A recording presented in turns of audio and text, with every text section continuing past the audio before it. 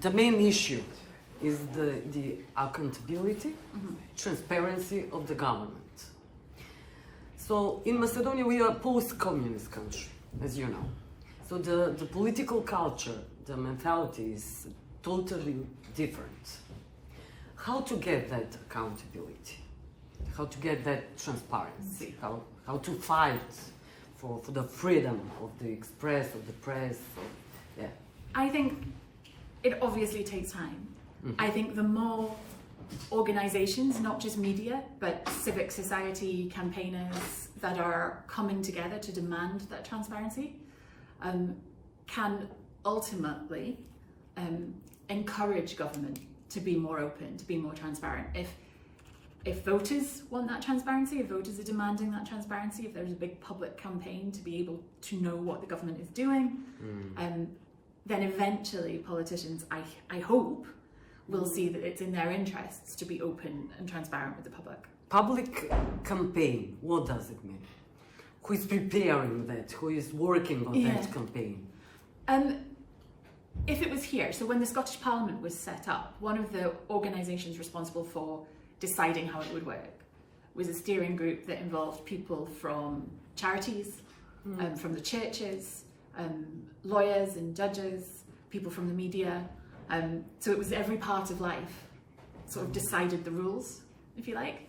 And I think if you can get coalitions like that that are really strongly supportive of the importance of transparency, I can't say it will happen, but the more pressure that's put on a government to be transparent, eventually it was going to have to share the information. How to put the pressure to the spokespersons, to the politicians? How to do that? What is the formula? I think one part of it is just don't give up.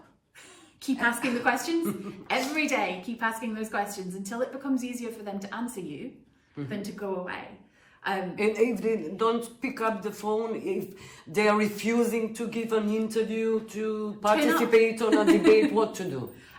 Because we have a problem. If a politician in Scotland or the UK refuses to give an interview and a journalist wants them, the journalist will just find them and follow them until they have to turn around and answer a question.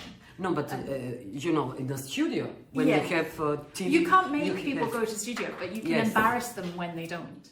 How to do that? How to embarrass them? I remember a debate here where it was a UK-wide debate, and one party didn't want to do it, and so we did the whole debate, and there was just an empty space left on the stage where they should have been. We had during these years in my career, in the political history in Macedonia, we had a lot of empty spaces. So what? They are saying, so what? Who cares? But then, if the elections in Macedonia are genuinely open and democratic, at some point, the public need to say, we need to hold our politicians. We're not going to vote for you if we don't see you turn up and answer these questions. So the chances to punish... So you need to raise the public. Yes.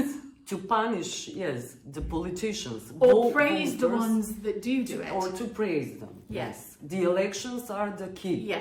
Key moment. Yeah. If people demand transparency and aren't going to vote for a party that isn't open, then they're not going to be in power, and that's presumably what the politician wants.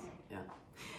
I would like to ask you about the civil servants. It's very important in Macedonia. You have a party membership, and you are everything. You're God.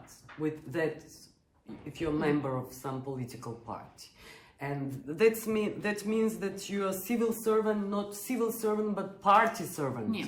Yes. And that's not how it happens here.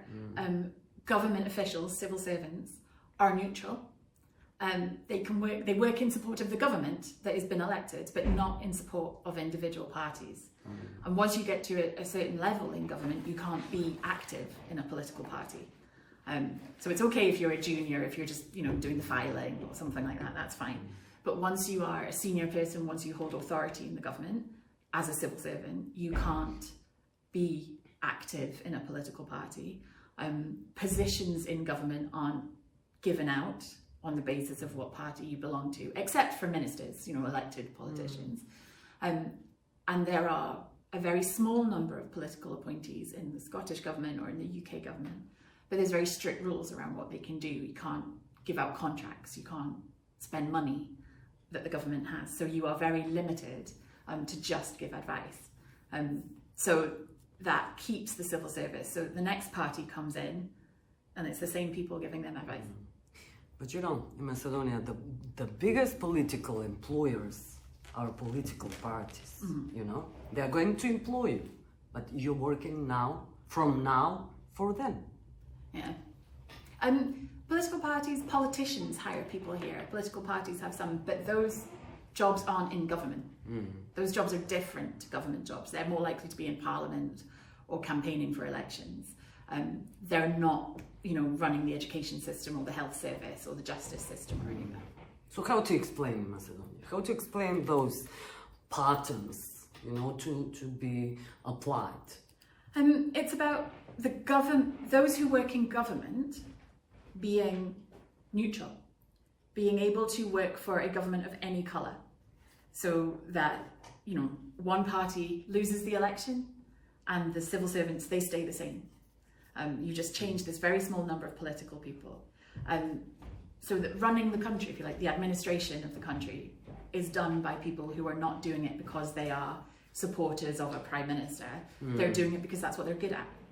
They're doing it because they've been trained to do it, and they're doing it in an impartial way. And how to explain to the politicians and to the political parties, to the people in general?